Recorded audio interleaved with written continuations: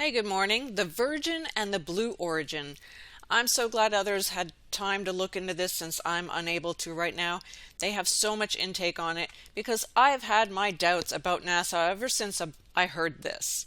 In a nanosecond. The problem is we don't have the technology to do that anymore. We used to, but we destroyed that technology. Yeah, you NASA lost that type of technology? I really don't think so, right? Exactly. Okay. But we know exactly who all of these characters are. I don't even think I need to go into all the details, but there's just a few pictures in case you have any doubts. The butterfly, the OK signs, and many, many more. And we know exactly that they're all Masons, including Bezos and all the others. I'll share a few videos where you can watch more into this. Shaking My Head looks into it. Enter the Stars has a great take as well, looking at the iPet Goat video along with it and explaining a little bit more. I personally think that this right here has a lot to do with the church and those that belong to Jesus. But that's just my quick thought on that. Let's take a look at Donut Factory and what he had to say. Richard Branson, his Virgin spaceship, go out into space 9 days before Jeff Bezos' phallic went into space. The phallic and the Virgin, and 9 days. And the 9 days represents the 9 months of birth, being pregnant, 3 trimesters. As this was predicted in iPet Goat to the T, off Jeff Bezos at 9/11. But we see this phallic symbolism going all the way back to ancient Egypt. This is why you have the Washington Monument and the Oval Office, the 21. 7, 21, 21. 7 times 3 is 21. So it's 777 today. And 777 goes into someone who likes magic. Aleister Crowley, who his book was called 777, he named with all these rockets going up into space with the billionaires, and they ruin the environment with all the pollution. This goes all the way back to Werner von Braun. Let's not forget about Operation Paperclip, the rocket program, bringing them here to work for NASA. So let's not forget where this is all coming from. And Jeff Bezos's rocket is called Blue Origin. And this goes into the alien agenda, Project Blue Beam. So yeah, very interesting. And those were just a few clips. There's more into that video, so go take a look. Blue beam, yes, we're all aware of that.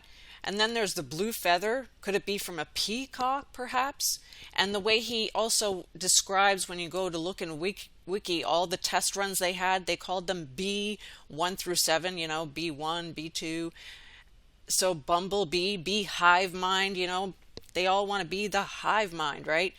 And then also the galactic was considered the hive one before this was hived off, they said, and carried to about 16 kilometers underneath a carrier aircraft called the White Knight II.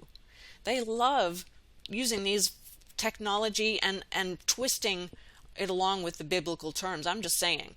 And Unity 22, they were united and then they separated. You see that? They went into one. Unbelievable. Of course, we all understand they want to be one, and they've got, they got their great pins for flying out there. One was called, Bezos was first human flight, New Shepard. Unbelievable. And he's the first human. Wow. And Damon, look at Bezos, Funk, Damon. Those were the names that went. I just thought of demon. That's all I can think of when I saw that Damon in there. And that's exactly, in my opinion, who they are. And with their one-eyed symbolism. So good for you for getting your pins. Way to go. And we know they're trying to break the firmament. They've been trying that from day one, but they never, ever will. Because all of this, in my opinion, it's all fake. All of it is fake. Yeah. If you really want to get out there, go skydiving. That's basically what they're doing, just in a little plane and falling maybe a few more miles up there.